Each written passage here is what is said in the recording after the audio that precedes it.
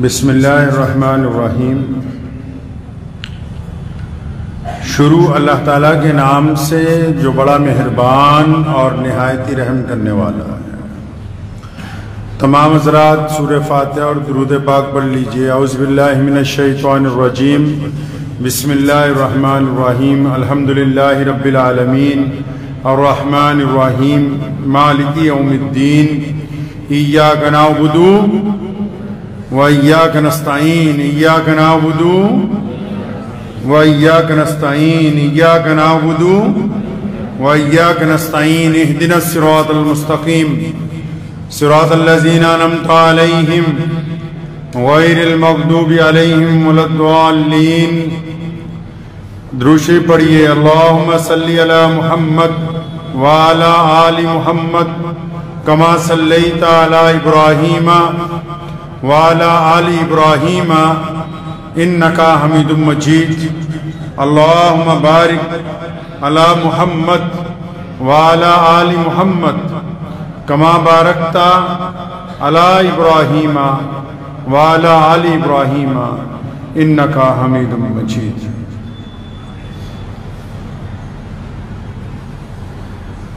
جناں دا عشق صادق ہے او قد فریاد کر دے ہن۔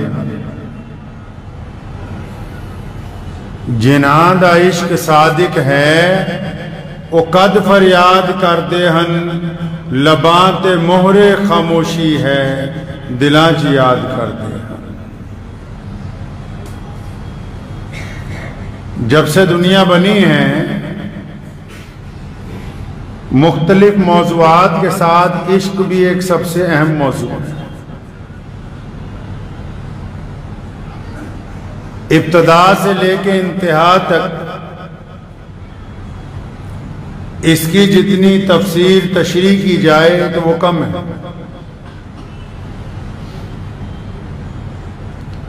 عشق جو ہے وہ کئی طریقے کا ہوتا ہے۔ عام طور پر عشق مزاجی اور عشق حقیقی کے اوپر عشق مزاجی کہتے ہیں کہ کسی ایک بندے سے یا کسی ایک بندی سے کسی کو محبت ہو جائے،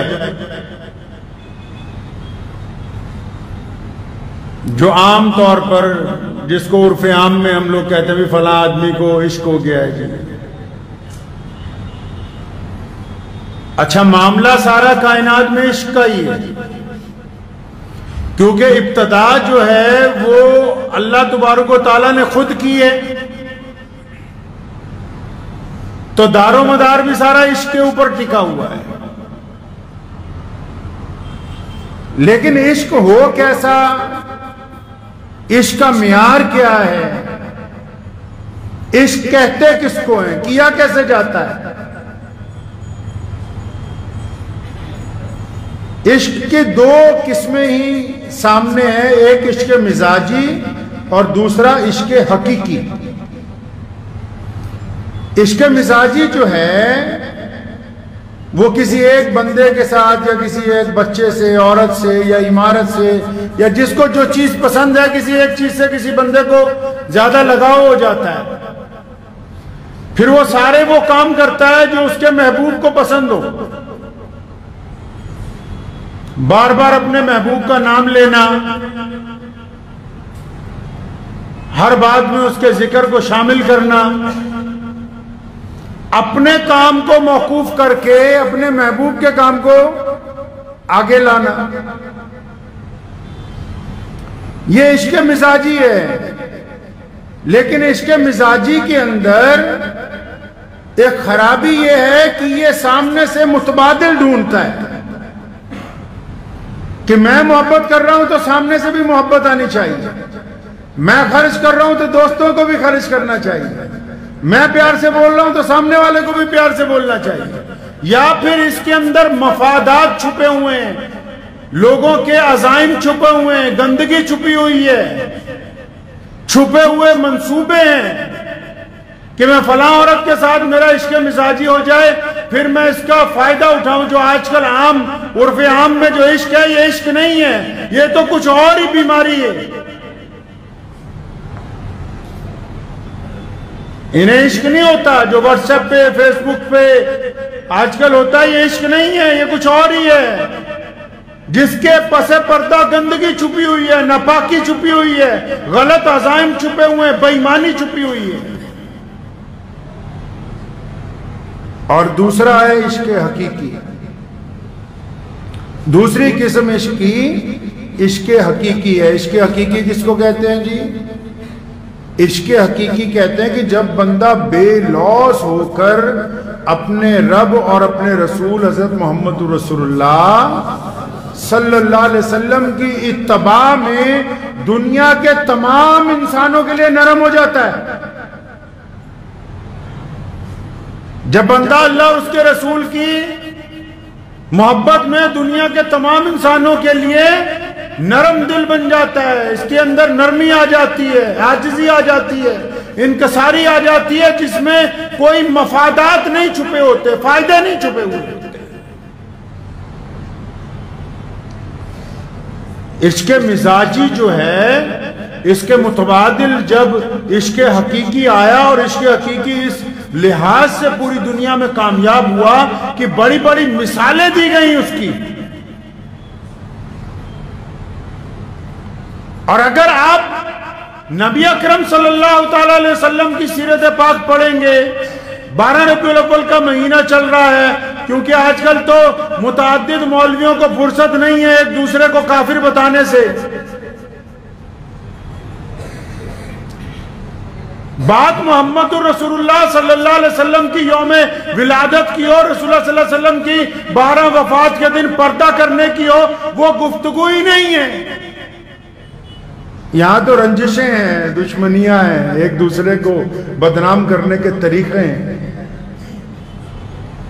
لیکن اگر آپ حقیقی معنوں میں پیارے نبی حضرت محمد رسول اللہ صلی اللہ علیہ وسلم کی سیرت کو پڑھیں گے تو ان کے جو اصحاب ہیں رضی اللہ تعالی اجمعین، وہ پوری کائنات میں عشق حقیقی کے آئیڈیل ہیں، عشق حقیقی کا لوگو ہیں وہ لوگ، عشق حقیقی کی پہچان ہے وہ۔ ان کی زندگیاں، ان کا چلنا، ان کا پھرنا، ان کے کاروبار، ان کی ازواجی زندگی ایسا ہے جیسے وہ محمد الرسول اللہ صلی اللہ علیہ وسلم سے اس حد تک محبت کرتے ہیں۔ تبھی تو علامہ نے قرآن پاک کی ایک آیت کا ترجمہ کرتے ہوئے 2 ٹوک اردو میں کہا نا کہ کی محمد سے وفا تو نے تو ہم تیرے ہیں، یہ جہاں چیز ہے کیا لوح و قلم تیرے ہیں۔ اللہ نے کہا نا رضی اللہ عنہم ورضوا عنہ، فرمایا جس نے محمد رسول اللہ سے وفاداری کی، جس نے محمد رسول اللہ کی اتباع کی، جس نے رسول اللہ کا کہنا مانا، وہ فرمایا پھر تو یہ جہان تو کچھ بھی نہیں، وہ قلم جس سے تقدیر لکھی جاتی ہے، جس سے فیصلے کیے جاتے ہیں۔ اللہ فرماتے ہیں کہ بس یہ میرے محبوب کا امتی رسول اللہ کی اتباع کر کے جب دعا کرے گا تو دعا میں تاثیر رکھ دی، فرمایا قسمت کے فیصلے تبدیل کر دیے جائیں گے۔ حضرات صحابہ کرام رضی اللہ تعالی اجمعین کو اگر دیکھتے ہیں تو سب سے بڑے مسلمان جو ہیں پوری دنیا میں، سب سے بڑے مسلمان انبیاء علیہ السلام کے بعد نبی علیہ السلام کی امت میں سب سے بڑا مسلمان کون ہے پتہ ہے نا آپ کو؟ یاد ہے کون ہے سب سے بڑا مسلمان بھائی؟ حضرت سیدنا ابو بکر رضی اللہ تعالیٰ عنہ۔ کون ہے سب سے بڑا مسلمان؟ ابو بکر رضی اللہ عنہ، یہ سب سے بڑے مسلمان ہیں۔ سیدنا ابو بکر رضی اللہ تعالیٰ عنہ کے عشق حقیقی کی داستان اگر شروع کریں تو سالوں گزر جائیں، لیکن ان کا درجہ بس اس بات پہ سمجھ لیجئے کہ رسول اللہ صلی اللہ علیہ وسلم نے اپنی زندگی میں، اپنی موجودگی میں، اپنی حیات کے اندر 1,24,000 صحابہ میں سے اگر کسی کو اپنے مصلی پر امامت کے لیے کھڑا کیا تو وہ بولو ابو بکر ہیں۔ رضی اللہ تعالیٰ۔ جس دن رسول اللہ مدینے سے مکے کے لیے چلے تو پیچھے پیچھے دشمن لگ گیا۔ ہجرت جب کی مکے سے مدینے کے لیے، دشمن پیچھے پیچھے لگ گئے۔ تو جب پہاڑی پہ چڑھ گئے غار سور پہ، تو ایک غار کے اندر نبی علیہ السلام کے لیے ابو بکر صدیق رضی اللہ تعالیٰ نے صفائی کی، اپنا کرتا اتارا، اس کے ساتھ غار کی دھول مٹی ساری صاف کی، تو اس میں کئی سوراخ تھے تو وہ بھی بند کر دیے۔ نبی علیہ السلام جب اندر تشریف لے آئے تو تھکے ہوئے تھے، پہاڑی چڑھ کے آئے تھے۔ آپ صلی اللہ علیہ وسلم جب آرام کرنے لگے تو حضرت ابو بکر صدیق رضی اللہ عنہ کی گود میں سر رکھ لیا اور لیٹ گیا۔ تو اس غار میں ایک سوراخ باقی رہ گیا، کپڑا نہیں تھا اور کہ اس کو بند کرتے۔ تو حضرت ابو بکر صدیق رضی اللہ تعالی نے اپنے پاؤں کی ایڑی اس سوراخ کے اوپر لگا دی۔ نبی علیہ السلام آرام کرنے لگے، حضرت ابو بکر صدیق کا پاؤں کی ایڑی اس سوراخ پر لگی ہوئی ہے، تو اسی سوراخ میں سے ایک سانپ آیا۔ اس سانپ نے سیدنا ابو بکر رضی اللہ تعالیٰ عنہ کے ڈنک مارا۔ جب اس نے حضرت ابو بکر صدیق کے پہلا ڈنک مارا، عشق سمجھ لیجئے کیسے ہوتا کیا ہے، عشق حقیقی ہوتا کیا ہے۔ ایک دوسرے کی برائی کرنے سے، نعرے لگانے سے یا نمازیں پڑھ کے دوسروں کو تانے دینے سے عشق پورا ہونے والا نہیں ہے۔ میں کسی کا حامی نہیں، مصطفیٰ کے عہد ذری میں کوئی فرقہ نہ تھا، ایک بھی امت میں سنی، ایک بھی شیعہ نہ تھا، بعد میں فرقے بنے ہیں، سب کے سب بیکار ہیں، ان سے نفرت پھیلتی ہے، باعث آزار ہے۔ تو ابو بکر صدیق رضی اللہ عنہ نے جو ایڑی لگائی، سانپ نے ڈنک مارا۔ آج اگر کسی کو سانپ ڈنک مار دے پوری دنیا میں کسی بھی بندے کو، تو بندہ ایک دفعہ تڑپ جاتا ہے۔ تو ابو بکر پیر نہیں ہٹاتے، اپنا پیر ہلاتے بھی نہیں، پوری زور لگا کے اپنی پیر کو جنبش نہیں ہونے دیتے، کیونکہ سانپ نے ڈنک مارا ہے تو پتہ تو ان کو لگ گیا کہ کسی زہریلی چیز نے میرے پیر کو کاٹ دیا، ہلتے نہیں ہیں۔ کیوں نہیں ابو بکر نے اپنا پاؤں ہلایا کہ مبادہ اگر میں اپنا پیر ہلاؤں گا تو کالی کملی والے محمد رسول اللہ کے آرام میں خلل پڑ جائے گا۔ سانپ نے دوبارہ ڈنک مارا، سیدنا ابو بکر نے پھر بھی پاؤں نہیں ہلایا۔ درد کی شدت پوری ران میں سے ہوتے ہوئے جسم میں آنے لگی، پیر نہیں ہٹاتے۔ تیسرا ڈنک مارا سانپ نے۔ قربان جاؤں اس ماں پر جس کے گھر میں سیدنا ابو بکر صدیق رضی اللہ تعالیٰ عنہ جیسے فرزند نے جنم لیا، پیر نہیں ہٹاتے، سانپ ڈنک پہ ڈنک مار رہا ہے، بولتے بھی نہیں منہ سے کچھ۔ تو سیدنا ابو بکر صدیق کے درد کی شدت کی وجہ سے آنسو نکل آئے۔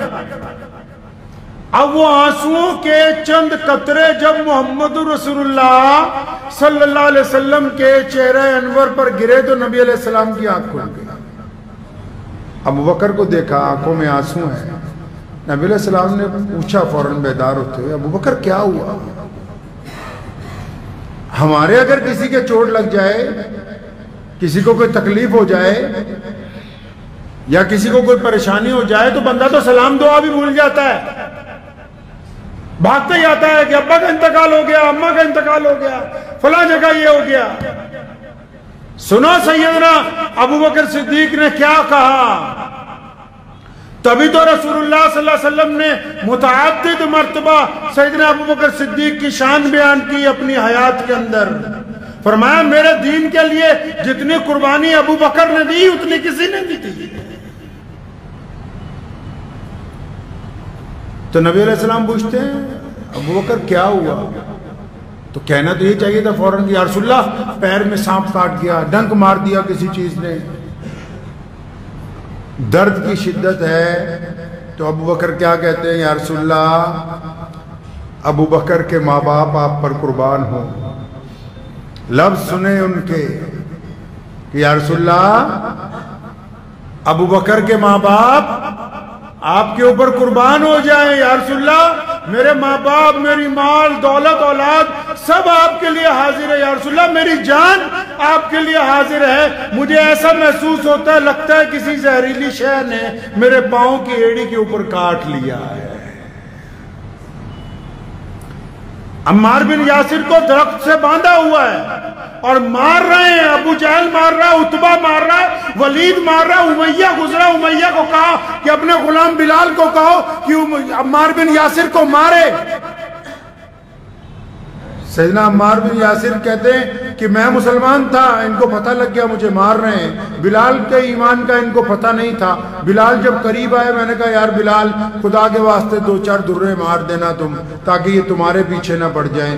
بلال نے درہ اٹھایا. پڑھیے تاریخ. بلال نے درہ اٹھایا اور تیز تیز گھمانے لگے. ایک طرف عمار بن یاسر بندھے ہوئے ان کو دیکھا اور پھر پوری طاقت سے درہ ابو جہل کے منہ پہ مارا اور فرمایا تم کیا سمجھتے ہو یاسر اکیلا ہے؟ میں بلال محمد رسول اللہ کا غلام ہوں. میں ساتھ میں ہوں. تم نے کیا سمجھا کہ بلال اکیلے؟ عمر رضی اللہ تعالیٰ فرماتے ہیں کہ تبوک کے موقع پر جب رسول اللہ نے کہا اپنا اپنا مال لاؤ، فرمایا میں ہمیشہ یہ چاہتا تھا کہ میں سیدنا ابو بکر سے 2 قدم آگے نکل جاؤں. یہ عشق و محبت کی وہ داستان ہے جن میں رکاوٹیں نہیں ہوتی. جب ایک ہی محبوب کے بہت سارے عاشق ہو نا تو عاشقوں میں یہ دوڑ لگی رہتی کہ کاش ہم ایک سے آگے ایک چلے جائیں. فرمایا جب تبوک کی جنگ کا موقع آیا، رسول اللہ نے فرمایا اپنا اپنا مال دو اللہ کے راستے میں. فرمایا ان دنوں میں ابو بکر کا کاروبار کچھ کمزور تھا، میرے پاس مال زیادہ تھا، تو میں اتنا مال لے کے آیا کہ میں نے سوچا کہ آج عمر تمہارا ہی نمبر 1 آنے والا ہے. فرمایا لیکن جب سیدنا ابو بکر صدیق آئے تو دیکھا کہ کپڑوں کی بجائے ٹاٹ کا کرتا پہن رکھا ہے. رسول اللہ سے تو عمر فاروق نے پوچھا کیا لے کے آئے؟ فرمایا یا رسول اللہ ہر چیز کو آدھی کر دیا. آدھی آپ کے لیے، جتنے جانور تھے آدھے آپ کے لیے، جتنا غلہ تھا آدھا آپ کے لیے، جتنی جائیداد تھی آدھی فروخت کر کے آپ کے لیے، جتنا سونا تھا آدھا آپ کے لیے. لیکن جب ابو بکر آئے تو رسول اللہ نے جب ان کو دیکھا تو ابو بکر کیونکہ سب سے زیادہ محبوب ہیں، فرمایا ابو بکر گھر والوں کے لیے کیا چھوڑ کے آئے؟ پڑھیے بخاری اور مسلم کو. صاحب طبقات نے لکھا ہے ابو بکر رضی اللہ تعالیٰ نے کہا یا رسول اللہ، رسول اللہ صلی اللہ علیہ وسلم نے پوچھا، ابو بکر پیچھے چلے گئے سائیڈ پہ، فرمایا صاحب وہاں نہیں، آگے آؤ اور یہ بتاؤ کہ گھر والوں کے لیے کیا چھوڑ کے آئے؟ قربان جاؤں سیدنا ابو بکر نے کہا کہ یا رسول اللہ گھر والوں کے لیے تو اللہ اور اس کے رسول کو چھوڑ کے آیا ہوں، جو کچھ تھا سارا کا سارا ہی آپ کے لیے لے کے آ گیا. اس کو محبت کی داستانیں رقم کرنے کے لیے اپنے مال کے ساتھ، اپنی زندگیوں کے ساتھ. بلال کو پتا نہیں تھا کہ اگر میں کہوں گا کہ ایمان لے آؤں یہ مجھے ماریں گے. سیدنا ابو بصیر رضی اللہ تعالیٰ عنہ کو ان کے باپ نے اس لیے قید کیا کہ یہ مدینے نہ چلا جائے رسول اللہ کے پاس. باپ بھی دشمن، بھائی بھی دشمن، چچا بھی دشمن، محلے والے بھی دشمن، قید کر کے رکھا ہے ابو بصیر کو. لیکن اچانک ایک دن قید خانے کا دروازہ توڑ کے نکل آئے. کئی دن کا سفر کیا. امام بخاری نے لکھا ہے، صحابہ فرماتے ہیں جس دن ابو بصیر رضی اللہ تعالیٰ عنہ مدینہ پہنچے اتنے زخمی ہو گئے تھے زنجیروں کی وجہ سے، جو پاؤں میں بیڑیاں ڈالی گئی تھیں، کہ جس گلی سے گزرتے تھے خون کے قطرے گرے ہوئے ہوتے تھے. جس گلی سے گزرتے تھے خون کے قطرے تھے. لیکن صلح حدیبیہ کے موقع پر رسول اللہ کا ایک ایگریمنٹ ہوا، مکے کے جو غیر مسلم تھے ان سے مسلمانوں کا ایک ایگریمنٹ ہوا، جنگ بندی کا اعلان ہوا. اس میں یہ بھی شرط لکھ دی گئی کہ اگر مکے سے کوئی بھاگ کے مدینے آ گیا تو واپس کرو. ایک شرط لکھ دی کہ اگر کوئی قیدی تمہارا مکے سے بھاگ کے مدینے آ گیا کوئی مسلمان، تو آپ اس کو واپس کریں. تو ابو بصیر تو بڑی تکلیفیں اٹھا کے بڑی مشقت کے بعد مدینہ منورہ پہنچے. لکھا ہے کہ جب مسجد نبوی میں داخل ہوئے رسول اللہ صلی اللہ علیہ وسلم سے ابھی سلام دعا ہوئی تو پیچھے ہی قریش کے 2 سپاہی آ گئے, پیچھے ہی پہنچ گئے. تو انہوں نے آتے ہی اپنی بات رکھ دی کہ آپ نے تو ہم سے وعدہ کیا ہوا ہے کہ اگر کوئی مسلمان مکے سے بھاگ کے آئے گا تو اس کو مدینے میں پناہ نہیں دی جائے گی, واپس کرنا پڑے گا, واپس کیجیے. قربان جاؤں رسول اللہ صلی اللہ علیہ وسلم پر اپنے صحابی کو کہا کہ ہم نے وعدہ کیا ہوا ہے, ہم نے وعدہ کیا ہوا ہے. اندازہ لگائیں کہ ایک بندہ کئی دن کی پیدل مسافت کے بعد پیروں میں جس کے بیڑیاں ہیں, جس کا پورا جسم زخمی ہے, خون رس رہا ہے, اور ایسی حالت میں وہ وعدہ دشمن یاد دلا رہا ہے اور سامنے عاشق ہے. آج کل کے تو جو عاشق ہے نا, ذرا سی حلوے کی کٹوری دیر میں ملے تب ناراض ہو کے خانقاہ سے باہر نکل جائے. کئی تو مولویوں سے سودے بازی کرنے پہ آ جاتے ہیں کہ اتنے پیسے دیں گے یہ فلاں کام کر دو, اتنے دیں گے فلاں جلسے میں آ جانا. کوئی مولوی نہ مانے تو اس کے مخالف ہو جائیں گے کہ جی ہماری چودراہٹ کو تم نے نہیں مانا. دوسروں کی غریبی کا مذاق اڑانے کے لیے جو سرمایہ دار ہے آج کل کا سرمایہ دار ہے, وہ چاہتا ہے کہ مولوی ہمارے مطابق چلے, دین ہمارے مطابق چلے. سب سے بڑا مسئلہ تو ان کے پروٹوکول کا پھنسا ہوا ہے. امام کو اپنا ملازم سمجھتے ہیں, ان کے پروٹوکول کا مسئلہ. اجی تمہاری مسجد میں گئے تھے نماز کے لیے مکمل جگہ ہی نہیں ملی, ہم نے تو اتنے لاکھ روپے خرچ کر دیے فلاں کام کیوں. یہاں پڑھیے سیدنا ابو بصیر رضی اللہ تعالیٰ فوراً اٹھ کے کھڑے ہوئے, واپسی کا سلام کیا, دشمن کے سپاہیوں کے ساتھ واپس چل پڑے. صحابہ فرماتے رسول اللہ صلی اللہ علیہ وسلم کو اتنا رنج ہوا, اسی وقت زمین پہ بیٹھے اپنے رب کی طرف ہاتھ اٹھائے کہ یا اللہ میرے ابو بصیر کی حفاظت فرما. وعدہ تو نہیں توڑا, اپنے رب سے مدد چاہیے. اب وہ دشمن نے کیا کہا سنیے. جو 2 سپاہی ابو بصیر رضی اللہ عنہ کو پکڑ کے مدینے سے واپس لے جا رہے ہیں, جب انہوں نے ان کو اپنے ساتھ سوار کر لیا, چلتے ہوئے انہوں نے تانا مارا کہ دیکھا نعوذ باللہ کہ جن کے لیے تم بھاگ کے آئے تھے انہوں نے تمہیں ہم سے بچایا نہیں. قربان جاؤں سیدنا ابو بصیر رضی اللہ تعالیٰ عنہ پہ, اور فرمایا بدبخت چپ ہو جا, میرا تو اپنے رسول پر ایمان اور بڑھ گیا. وہ اتنے سخت حالات میں بھی جو وعدہ کر لیتے ہیں اس وعدے کو توڑتے نہیں ہیں. میرا ایمان تو اپنے رسول کے اوپر اور بڑھ گیا ہے.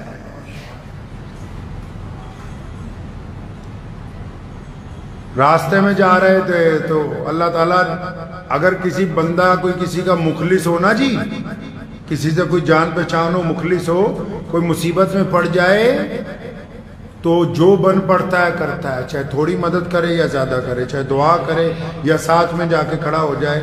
اور پھر جن لوگوں نے اللہ کو اپنی مدد کے لیے پکارا ہو, جنہوں نے اللہ تبارک و تعالیٰ کو مدد کے لیے پکارا ہو, امام بخاری نے لکھا ہے کہ ابو بصیر رضی اللہ عنہ نے راستے میں جگت لگائی, پہلے ان میں سے ایک سپاہی کو مارا, پھر اس کے بعد دوسرے کو مارا, اور پھر مکے اور مدینے کے درمیان ایک جنگل کی گھاٹی کو اپنا گھر بنا لیا.